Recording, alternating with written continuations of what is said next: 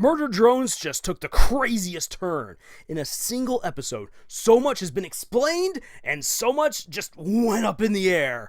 I've been watching this episode over and over again, trying to understand everything I can, and while so many mysteries do remain, I can tell you this much.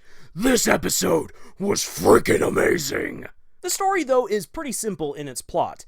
N and V's memories are getting hacked and deleted. In order to prevent this, Uzi has to hack their memories, and she gets locked in a nightmare fighting Sin for survival and to rescue N, which then ends with the most tense standoff since the good, the bad, and the ugly. Let's go.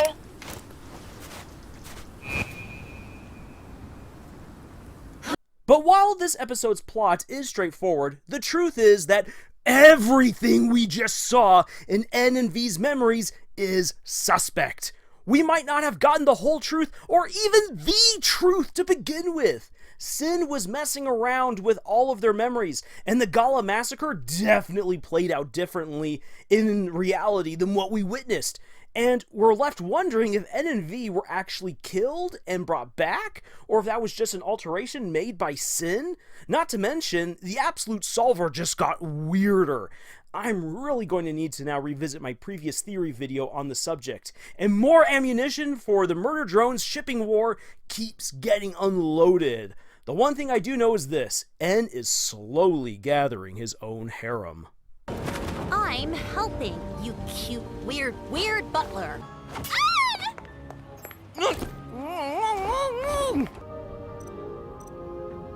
Golden retrievers have gentle mouths.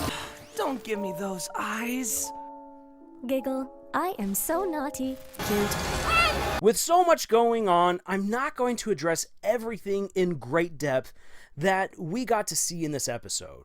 For future breakdowns and analyses of what we have seen and learned, make sure that you are subscribed to Camille's Harem. But instead, for this video, I'll cover all of the events that we saw and hopefully show you how Liam Vickers has managed to deliver a massive info dump right on our heads, and did so in such a way that we were so entertained that we not only missed it, but it was executed in such a way that we should be wondering if we even got the truth at all. We can't tell how long it's been since the camping trip in the last episode in Cabin Fever, but I'd wager though that it hasn't been too long, especially since the VHS was actively making N recall things back in the last episode. Sin has been keeping an eye on everything that's been happening, and decided now to intervene and erase N and V's remaining memories of the past, no matter how warped or corrupted they are. N collapsed as a result, and Uzi was forced to dive into their brains and rescue them. However, the real opening for this episode is far more intriguing and disturbing. This corrupted, deteriorated, jumpy cassette tape introduction is essential, though, in understanding what the dang heck is going on here. The Zombie Drones VHS that N picked up details the requirements and procedures for identifying and disposing of worker drones who are breaking down or rejecting their programming, also called OS. Probably meaning something along the lines of original system would be my uneducated guess. There's some great dark humor though that we see about disposing them, how they find this really fun, but there's also a very grainy shot of a group that needs to be disassembled, and it's in this weird pie chart that you really can't tell. You have to blow it up really big to see what's going on here, and it is drones who have rejected their OS. We then get a cutaway shot to a mound of gutted corpses near the Elliott Manor, the home of Tessa Elliott. We then see N reading a book about dogs to V. Aw, isn't that cute? She and all the other drones in the Manor library are frozen in place, stuck in a 606 error, which means that their OS is in the process of rejection. The nightmare quickly ramps up with the basement door shuddering ominously, and books falling from the shelves, telling N to go into that spooky basement. Thanks for that story, R.L. Stein. Thank you for writing that. But N rejects the message and pieces out, leaving V behind. And can we just pause for a moment to appreciate how good of an artist Jay is? Us as lizards, Jay drew herself. Anyway, N returns to the manor proper, and we finally get to see Sin, who at first looks like the eldritch abomination we saw back in episode 2, but then assumes the form of a disabled little drone barely able to hold herself up. She wants N to take her to the gala. She desperately wants to be a part of things, like the begging puppy she flashes across her screen. In this one scene alone, you can't help but fall for her, despite knowing what kind of monster she actually is. Perhaps you'd like to attend the gala with me. Light sip, climbing, crisscross applesauce. Am I not wanted? And shuffle, shuffle, shuffle, shuffle. Her villainy is further emphasized with blood dripping from the ceiling. As N cleans the platter, he sees a message reflected in the metal that clues us in that someone is trying to get a hold of him. But N continues to reject these spooky messages and takes Sin to Tessa to ask if they can attend the gala. We finally get a proper introduction to Tessa, who is a cute Aussie girl freaking out that she will be among other humans for a change. She needs to be ready for a royal surfer hunk to sweep her off her feet, so Tessa roleplays with Jay.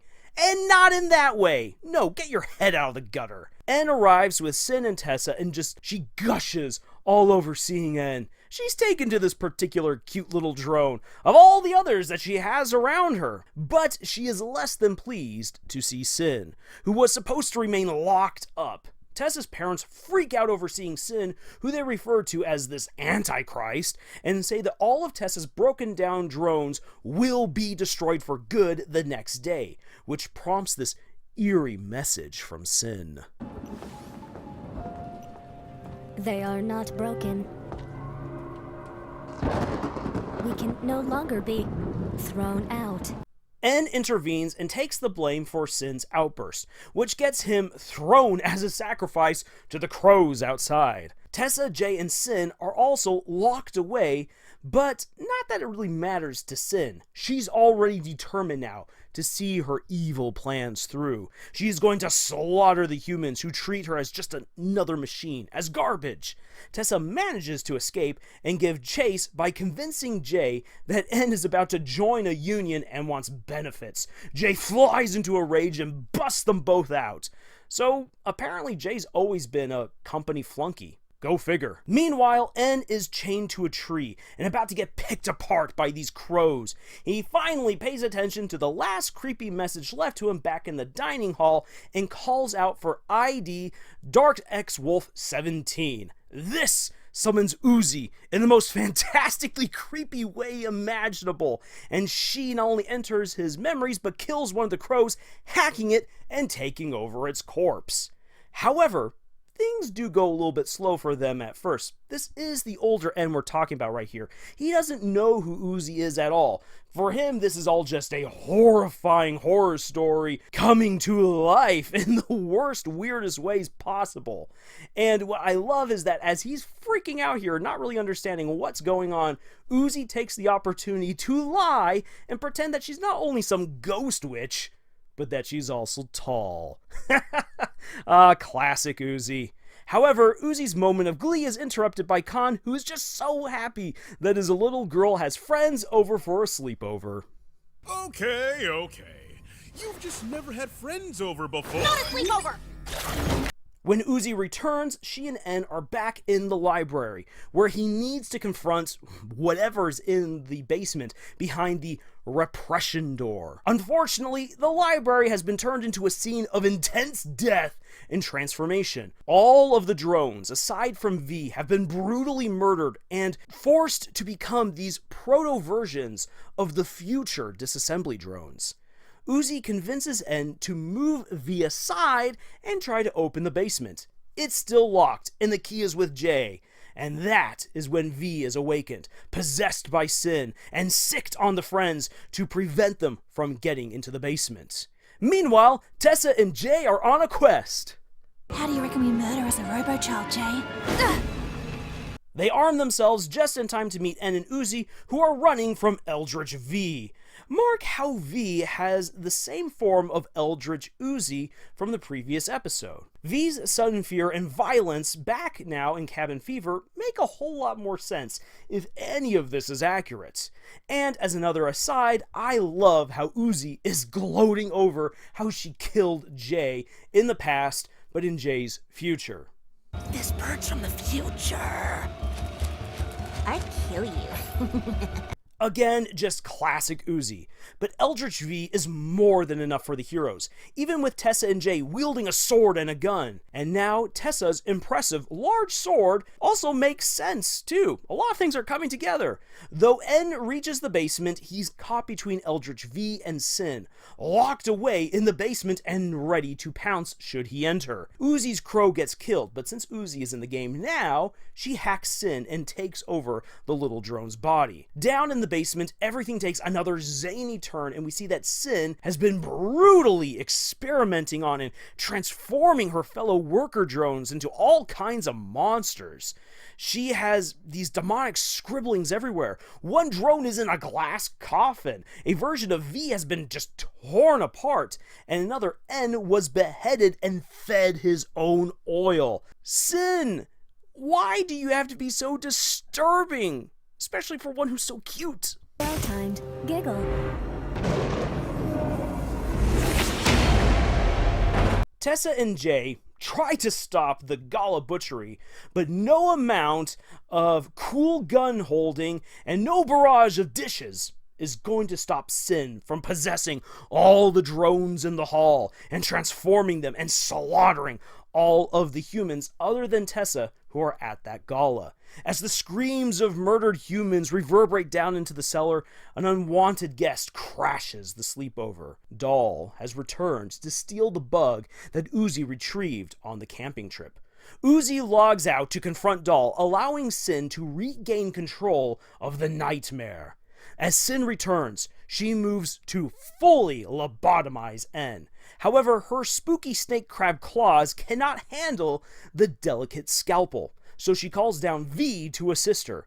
But V also has trouble as well, since she's somewhat blind and doesn't really yet know how to use her claws, her new claws. Meanwhile, Uzi decides to give Doll the bug rather than fight her and risk losing N's memories and personality. But just as Sin is about to thrash V for being useless, N pulls a classic move and decides to be nice in the face of absolute objective horror. He gives V back her glasses so she can see the scalpel better and use it properly and thereby avoid Sin's wrath. So V is finally able to pick it up. But rather than dissect N, she begins repeating the book that he was reading to her. Behold! His crush has reached her! Infuriated, Sin decides to discard all subtlety and finesse and go straight to destruction. Uzi manages to hack back into the dream and banishes Sin just in time to save N. By averting the murder, both N and V regain their current selves in the past, and V snaps, ticked off that Uzi is poking around in her head. The murder drones wake up, restored, and V activates her chainsaw hands. Sorry, Uzi, you really won't have a chance to enjoy your victory for too long. The episode then ends with a cliffhanger. Doll is in league with Tessa and Jay, giving them the bug in the hopes that they will help her remove Absolute Solver. But they are greeted out on this frozen nuclear lake by Uzi, N, and V. Hey, the gang's all back together. All right, that's the rundown. If you have already seen this episode, you might be wondering why I just went through all of that, other than just how much fun this episode was. But these are the events of the episode that we need to understand in order to see that they might not have actually happened in the past. And that is where the genius of this episode kicks in. We are given so much information about Sin and Tessa, but what we witnessed might not be entirely correct, or it could be misleading because we saw a memory play out as a lucid dream, meaning that the characters actively deviated from the script. The humans continue to be blurred and fuzzy as well, without any discernible faces other than their eyes, showing that N and V's memories are still corrupted in some kind of way, especially because we know that flesh can be properly depicted when they encounter humans in real time. Furthermore, N and V were clearly murdered by Sin. However, they were brought back, and that's most likely when they were made into disassembly drones. Now the question is, was that Tessa's doing or Sin's doing? And thinking of Tessa, was Tessa actually present when Sin slaughtered everyone at the gala? Did it actually play out the way that it happened in this episode? Because N remembers a severed hand up in the chandelier, which might mean that he was present as well for when the murders went down in the past. This means that the sequence of events for that night should be immediately called into question. And even with that caveat in place, we are absolutely inundated with information. We now know that many of the drones Tessa recovered came from a literal dump, and that all the future murder drones were robots that were incorrectly disassembled, who then could be rebooted and rebuilt by Tessa, which means that all of their OSs are screwed up. A ton of Tessa's recovered drones also went catatonic, with the 606 error kind of confirming this. So these are drones who have rejected their normal programming and are becoming someone or something else. And V was one of them. And this is really interesting. We see that N's feelings for her definitely as well transcend time, brain scrambling, and the effects of the rejected OS. And if you are willing to slow things down and go frame by frame at the beginning of the episode, we learn that these drones who are having this whole screwed up bit of their OS, all of them have been communicating with and via Absolute Solver or Sin. And again, we will have to return to this question of what Absolute Solver is, especially since Sin refers to herself as the solver of the absolute fabric, the void, the exponential end.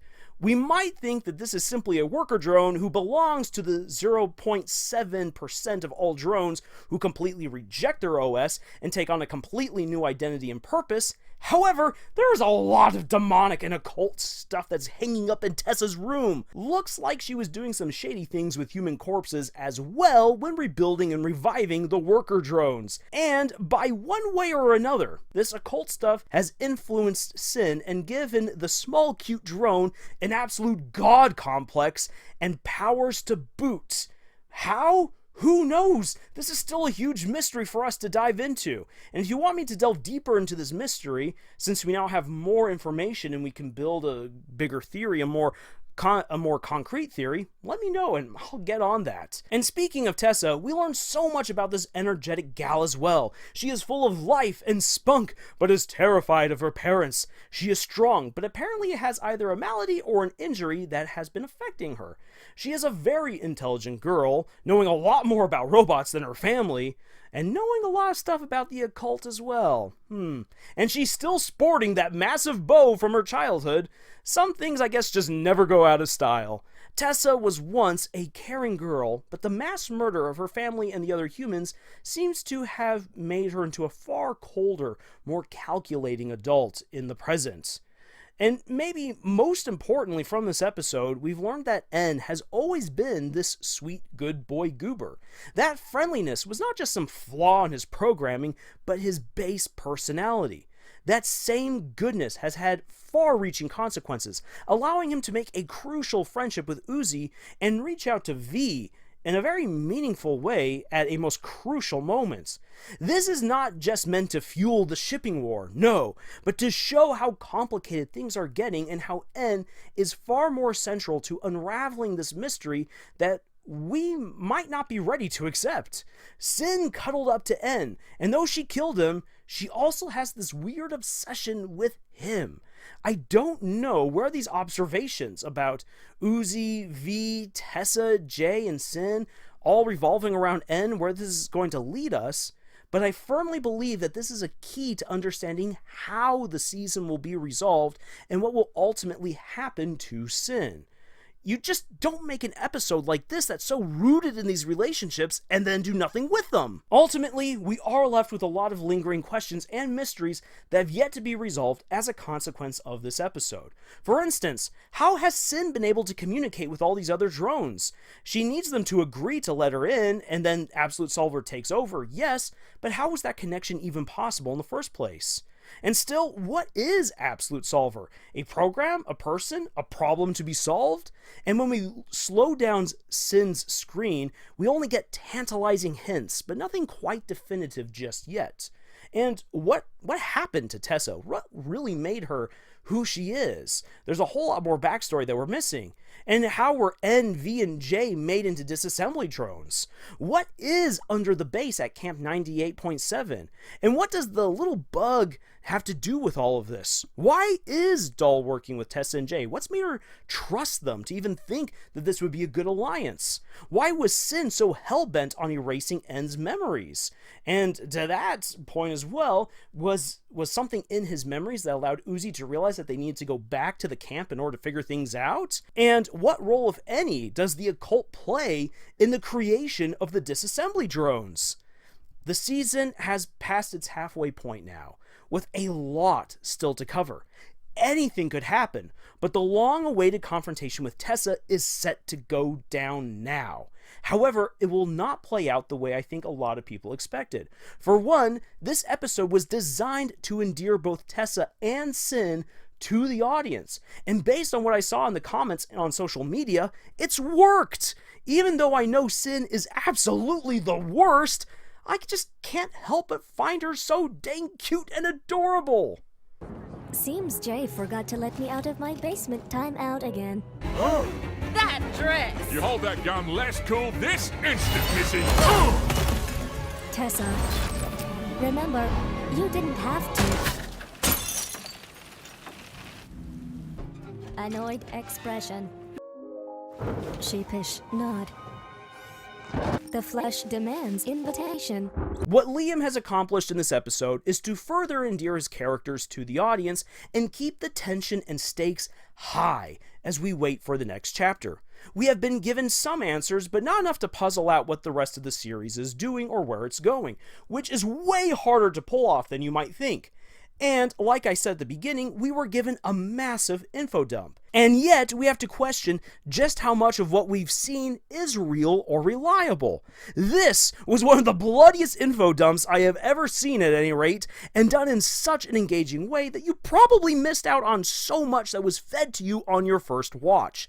This is how you avoid overwhelming and boring your audience, by keeping the action moving and letting the characters' personalities and choices shine through. And all of this is wrapped up in a warped dream that distorts the events as they actually unfolded. There's just so much more I want to say, so much depth I want to dig into that we can get out of this one episode alone. It's incredible how much was done on a short runtime. Ruby, are you paying any attention to what's going on over here? I'll end this video by saying that I'm definitely going to be doing an analysis of Sin in the future. But what about other Murder Drones analyses that you would like to see? A couple of options that popped into my mind, and I'd like to hear what you think about them in the comments. Would you like to have a video that we do that takes a closer look at how Liam made villainous characters like Sin and Tessa just suddenly so endearing? Or how about a video that is a follow-up on this whole shipping debate, looking specifically at the NV and Uzi love triangle? Or perhaps you would like to have a greater look into how Liam has utilized so many different kinds of horror stories in order to tell his own. Let me know in the comments what you would like to see, and we'll get started on that for what our viewers find most interesting. In the meantime, as we wait for more Murder Drones, if you're a novice author looking for more writing advice, please check out our other videos and our podcast, Camille's Harem. We have many more reviews and analyses for you to watch and enjoy, and we would love for you to become part of our growing author community. If you would like to support us, then please consider checking out the books that we've also published as well. Links for them are in the description. Otherwise, thank you for joining us on this blood-soaked, nightmarish adventure that we call writing. And until the next episode, y'all,